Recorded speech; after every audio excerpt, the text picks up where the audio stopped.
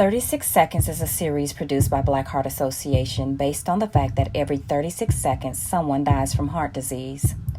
This series aims to highlight the devastating effects heart disease and stroke have on the Black family. Listen in to these stories of love, loss, and survival. My name is Victor Dwayne James II, and I am a native of Fort Worth, Texas.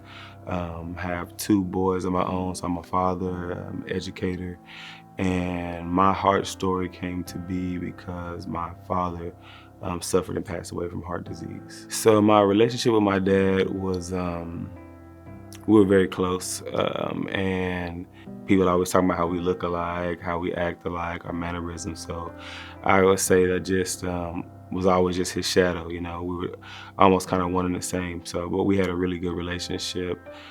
He was very supportive of me and everything I ever did or done rather, and we had a good relationship. My fondest memory of my dad would be, I would have to say I was kind of coming of age, probably my teenage years, and you know, we played basketball. You know, he kind of showed me the ropes on a lot of different things. And one thing he taught me as well was he taught me how to play chess. And so I remember I could have been like 14, 15, and I finally beat him at chess. So that's probably my fondest memory of that, and we never played again. But so to finally get that victory, that was a good day. He had to get on me because I finally was having a little high school relationship, and so now I'm just kind of want to do what I want to do, not really following the rules and things like that. And so he had to kind of take me aside and talk to me about that. But it was actually a little different because nowadays, as just reflecting and things, I have a clearer picture about our relationship. But in this instance, we just kind of drove around in silence for a while, and then we pulled into an elementary school, and we got out and we talked about it. With my dad, my mother and father divorced, so my dad, when I was always with him, picturesque. I was perfect. So he never really had to get onto me about anything since I was knee-high to a tadpole. But I remember that in this instance, my mom had relayed the information to him. So he was like, okay, we're gonna have to do something. But really, we just kind of unspoken discipline type of thing. You know, when I come around him, I already knew, hey, this is the line I gotta toe, and that's what it was. My relationship with my boys is a little different. I believe I'm a little more vocal than he was. Now I realize that he was a little more, he wasn't as, I think his relationship with me was different. Not that I don't believe in my boys, but I realize now that he just believed in me so much, he allowed me to do things because he believed that I was gonna come to the right conclusion eventually. And it took a lot of soul searching and praying to come to that realization about our relationship, that that's what he was doing. And I found that out through just, like I said, thinking about it, praying, and even going back to old gifts he had given me. He'd write messages and books and things like that. So just putting all those things together, I was like, okay, so that's what it was. But myself and my boys know everything they do, I'm on them. I'm teachable moments every second of the day. So it's very different. I found out my dad had heart complications probably 5 or 6 years before he passed. He had a stroke. And so this is how the men in my family are. So he had a stroke. He was in the hospital for some time. He didn't tell his mom. He didn't tell me. He didn't tell anybody. He just, when he came out of the hospital, then I saw him, you know, how you have the partial paralysis. So he was still experiencing partial paralysis, and then, you know, he communicated, oh yeah, so I had a little stroke, no big deal, or anything like that. And so that was my first indication that he had some complications going on. But I was naive in the fact that I was a bit younger. I was naive to know how they were connected. So I didn't know, but that was the first instance. And then fast forward several years later, we were actually at the house and he just thought he had the flu. So we were over there, my sister was in town, it was a family gathering, and we're just in the kitchen eating, and he didn't want to come out the room. And so my stepmom was telling me that basically and I even talked to him a little bit, but basically was telling me he had been sick off and on for like the last month, and he was feeling so bad that he just didn't want to come out, so he stayed in the room. But they were saying that that he thought he might have the flu or something like that, pneumonia. But then it turns out it wasn't it. But 2 days later, my stepmom told me that she had to have, a come to Jesus with him, so to speak, because my dad, I don't know what his fear of doctors was, or I don't know what that was about, but he didn't want to go to the doctor. He didn't like doctors. And so she told him as he was sitting on his bed 2 days later, she was like, okay, she said, do you want to die in this bed? And he told her no. And he said, well, then you need to go to the doctor. He told her, I don't want to go to the doctor. And so they just had this back and forth. And then so finally she got him to go to the doctor, and by that time his blood flow wasn't flowing properly, so his legs below his knee had lots of severe swelling, and so he was trying to elevate it in his room, but by that time, because he wasn't really mobile, he couldn't move. I mean, he was basically just boom, he just was sitting there. He was having a hard time to breathe, even though he wasn't doing anything. He just had lots of stuff going on, so they finally get him to the doctor, and then by the time they get him there, his heart is so weak and it's so much damage that they had to put him under just to try and operate. Well, of course, they put you under to operate, but he had to stay under as they tried to get the valves and stuff improved in his heart and things like that. And so from there, he was in the hospital about 3 months before he passed. He never came back home. The stroke did not change my dad. My dad has always always on the go. Even after he retired, he worked for some different organizations. He was always mentoring, preaching. He was a pastor as well. He was always doing different things. So the stroke did not change him. Hindsight, I was made aware that they gave him medication that he was supposed to be taking, and so because he went so after the stroke happened, right? And so then maybe a year before he passed, he was having the same issues where, shortness of breath, energy levels just super low, lots of complications. So he finally didn't tell anybody, took himself to the doctor. They gave him medication. So he took the medication for a short period of time, and it seems like things were getting better, but he didn't continue to take the medication, and so his situation continued to get worse from there. So he never really changed his eating habits, anything like that. He was very religious, so he fasted from time to time, but he never really changed his eating habits. So outside looking in, I would have to say that it did not change him like it should have. Heart disease has cost me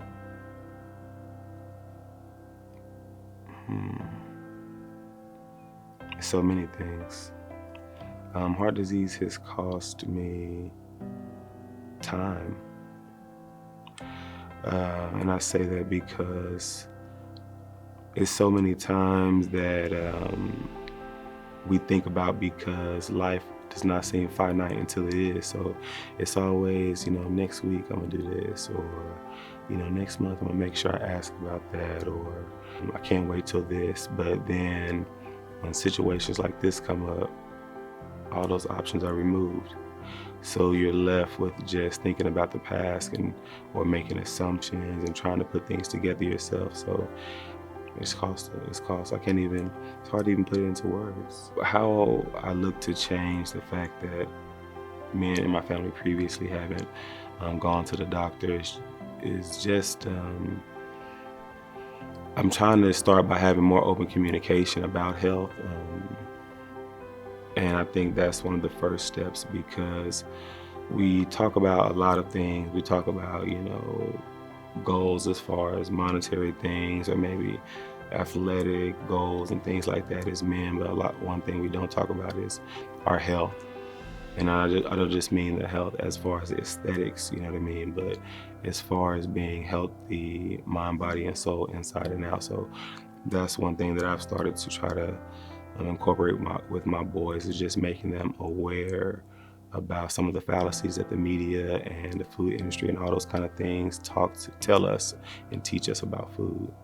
So throughout the situation, what I have done to try to become better is definitely I do things in moderation. One thing that was difficult, I say that my dad and I don't share, is that he was the kind of body type that no matter what he ate, he's always been 6'8", slim. Me, on the other hand, if I eat something, it's gonna show. so that keeps me honest. But even though I've learned about myself that even if I work out and I can eat things that are not good for me and I can kind of hold off, but I just really try to be cognizant of what I'm putting into my body, and always just trying to be mindful and intentional about the long-term effects that things can have. One impact that losing my dad is going to have on me is just definitely, it's obvious, but the loss of his presence. I'm only 38. A lot of people lose their parents at much younger ages, but I'll just throw it out there, men develop slow. So even at 38, I feel like I still have so much growing to do. And now I have lost my major mentor in that department, who was kind of protecting me from a lot of the bumps and bruises and hitting my head, because I could go to him and talk to him about maybe what I should do or how I should react in different situations. And sometimes it's really disheartening when you think about how I have 2 young boys and he's not going to be able to, see them play in high school or go to their high school or college graduation, or I'm not married, he's not going to come to my wedding, so, and that's really difficult. Like I said, hindsight's 20/20. At the time, I'm thinking, okay, maybe he just not lotioning well or things like that. But now it's like his hands were cracking and peeling because of the loss of circulation. His body wasn't getting adequate circulation, and they're not always that evident, but there's always so many signs that things are going on with your family. And so I just think that when you see those signs, you need to have those conversations, and you need to ask the good questions, even though they might be hard.